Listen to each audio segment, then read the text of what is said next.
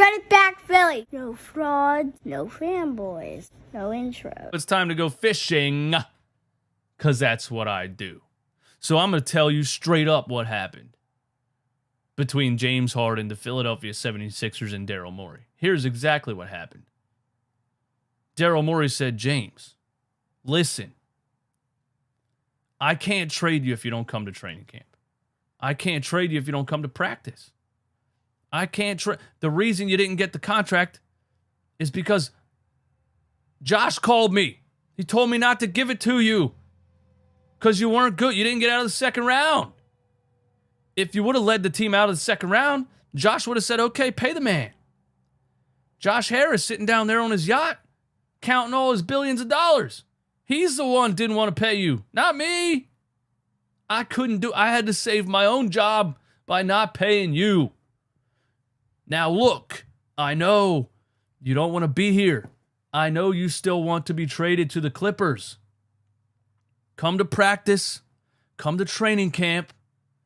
Just show up. Give me a little bit more time. You don't have to play for us. This is what happened. I'm telling you. I am an inside source. I am not an inside source. I am 100% fishing. But this is what happened. Daryl said, I know you don't want to be here. I know you don't want to play for us. You don't have to. I just need a little more time. The Clippers aren't budging. The Clippers think they have all the leverage. They're not going to offer us anything in a trade if you completely refuse to show up. If you show up and you look like you're ready to go and locked in, and you look like you're ready to start the season for the Philadelphia 76ers, and we get our media teams to go out there and put out all the tweets and all the reports, it's over, it's resolved. James is back. The Sixers, the situation is resolved. They're moving forward with this season with James Harden at point guard. They're no longer trading him. We have then closed the door on the Clippers. They then have to make the next move and offer more. And at that point, I can trade you.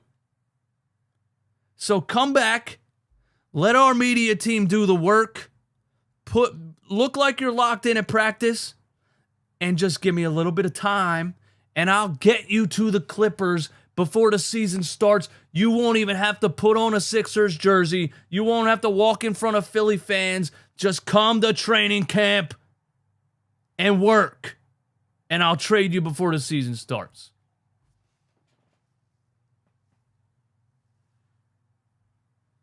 I'm just here to drop knowledge. I'm just here to give you the facts, bro. When are they gonna start listening to me? That's what happened.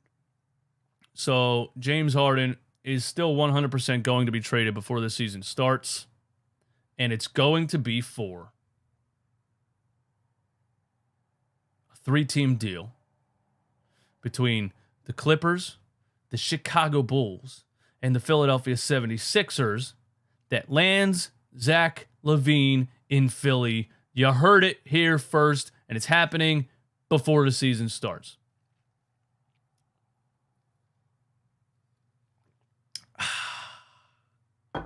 What can I do, bro? It just comes to me naturally. It just comes to me naturally, dude. I can't help it. It's a gift.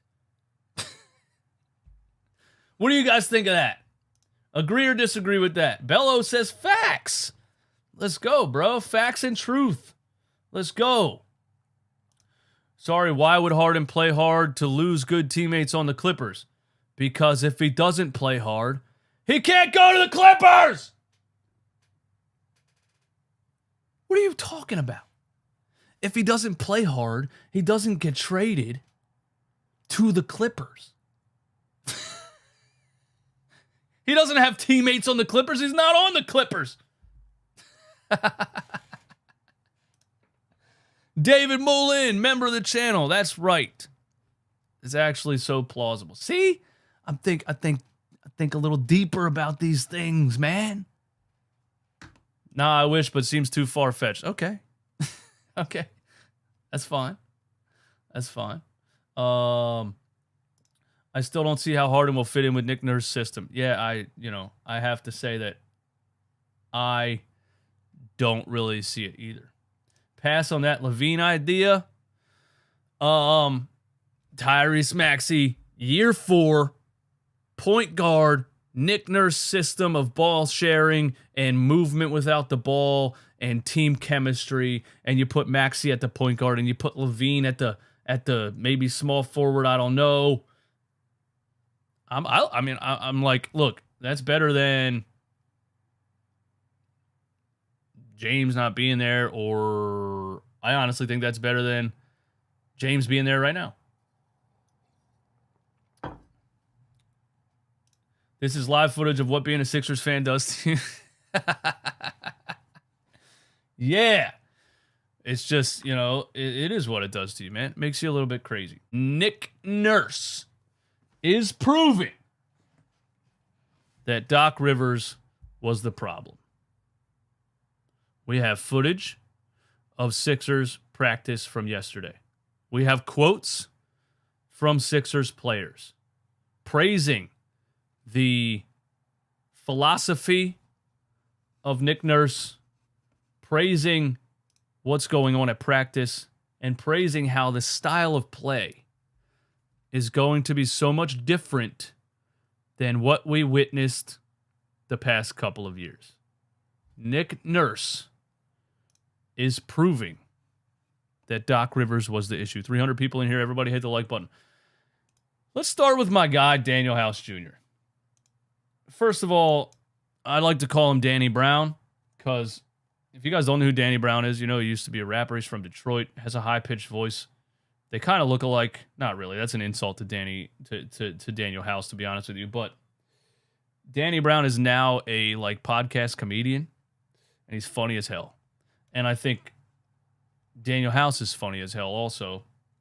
And here's what he said about Doc Rivers. Obviously, it's very early, but how would you contrast the different types of concepts that you have with Doc versus Nick? Bro, he's laughing already. He's like, yeah, I'm about to stir the pot, boy. It's not early. I can tell you the difference now. Nah, I'm messing with you. I ain't gonna get into all that. But no, it's just a lot more selfless basketball. It's not so much of two guys having the ball. Doc is two guys ball dominant. Nick Nurse is everybody play together. Everybody work for each other, help cut to get your brother an open shot. So, help cut and get your butt to an open shot. Help cut and get your butt. Help and cut? I don't think help and cut were part of Doc Rivers' vocabulary whatsoever. Ball dominant. Nick Nurse is everybody play together. Everybody work for each other, help cut to get your brother an open shot. So, I'll get your brother an open shot. Well, you know what I meant. You can see the difference night and day. The difference is night and day. Boy, I'm excited for that. Tobias Harris, shout out to RB Philly Take. Tobias Harris on Nick Nurse's system. I think this is going to be a very good year of seeing a real offensive flow on the floor. And you can ask anybody in here, they're really excited for that. So, Tobias Harris, who Doc Rivers probably deserves some credit for him still even being here, because he was played so much last year, even when he was a bad fit at times and just was bad at times. Tobias Harris, and they're not even trying to slander Doc. I mean, Daniel House said his name straight up, but they're not really trying to slander him. It's just natural because they're explaining, what they're seeing out here. But I think this is going to be a very good year of seeing a real offensive flow on the floor. Man, the offense was so bad under Doc Rivers, guys. It was so bad. And we were watching it and we were like, what is this? What is this? Everybody's standing around one guy dribbling the ball. Defense crashes. Nobody cuts. Nobody rotates. You had two players in the same corner sometimes. Tyrese Maxey was talking about how you couldn't read the clipboard half the time. It was not even close to good. Doc Rivers was that bad. And yeah, I'm excited. I think, and that's because he had a pecking order. And I talked about the pecking order all the time. And that like couple of months, or that 1 month where like Harden had an injured foot, Embiid had an ankle issue, Maxey had an injury, and it was the bench was playing. And they were playing better than the starters because Doc Rivers' plan was out the window. Literally, the team was better with no coach versus Doc Rivers trying to implement his first, second, third order game plan. So I'm interested to see, very interested to see, what it looks like with more of a team chemistry, sharing the ball situation, especially with a guy like Joel Embiid and with a guy like potentially James Harden. Very interested to see what that looks like.